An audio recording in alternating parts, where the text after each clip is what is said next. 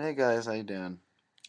So I just want to clarify the um, a few more things about the whole mechanics of the supernatural. Okay, Theo, to start off, my foot's asleep and it's really bothering me. Um, anyway, to start off, um, okay, there are many different stages of reality. Okay, there's what we experience, the physical plane. This is solid, it has rules, everything, and all things here are abiding by those rules for the most part. Then there's what we like to call the astral. And astral is other dimensions, best way to describe it. Between us and the astral is this whole big space. Okay, that's what we call the ether. All right, ether is closely associated with life energy, and it's kind of like the gelatinous goo that spirits and ghosts use to contact our reality. Okay, so um, to help you understand why that's important, um, ghosts exist in the ether. They do not exist in the astral. Spirits, like demons or fae, although fae can cross over, but that's different, usually can only go into the ether and contact our dimension that way. So, if you have something that's etherically conductive or etherically manipulative, you can send things back. So, for example, hold up. My brand spanking new iron knife that I am totally loving. Um, it's really more of a poker than a knife, but it's cool nonetheless. Anyway, iron is an etherically charged substance, or etherically grounding substance. So this can affect things that are ethereal, that is to say, in the ether. So if I were to hit a spirit with this, it would get knocked back into the astral, or knocked back in general. So like if I hit a ghost with it, it'll dissipate or travel further away from our dimension.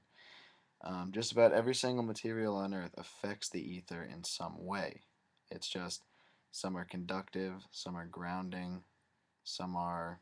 Um, it's almost like electricity. Okay, um, every material can conduct or can be affected by electricity. It's just that certain things can do things to it. So, like metals conduct electricity, um, but like semiconductors are like resistors. Like it's kind of like that. So salt is an etheric resistor. It doesn't allow things to cross it. Whereas iron is an etheric grounder. It just stops things. It stops dimensional energies from messing with everything. When a spirit manifests in our reality, it's kind of like in the ether and it's pushing on our dimension, just pushing through, which is why they can like scratch. Think of it like if you're behind like a big wall of plastic and you're trying to like claw through. That's a little bit what it's like. So, with that in mind, it's important to know that just about every material on Earth has very little to the ether. Like wood, aside from it being like a life energy, if it's dead wood, it doesn't do much, and wood itself, like, it doesn't really do anything. It's just part of the ether. It conducts it just like anything else. Silver is like an etheric superconductor, and that's why, though, it can be used to harm monsters mostly. And that is because if you were to stab a spirit with it, it literally goes into the ether and it's like it's there. It draws away a lot of the energy and then it causes the spirit great harm and pain. Um, Salt and iron are the two other things that affect the ether the most. There are other things that affect the ether, and that is important to know. Um, Mostly, um, like certain types of glass affect the ether, not like window glass, like volcanic glass, like obsidian. Um, certain other things as well. Blood has incredible etheric properties. It's full of energy. It's really really powerful shit stuff. Sorry, I should be more appropriate. Um, but I'll I'll tell you more about that when I get to that.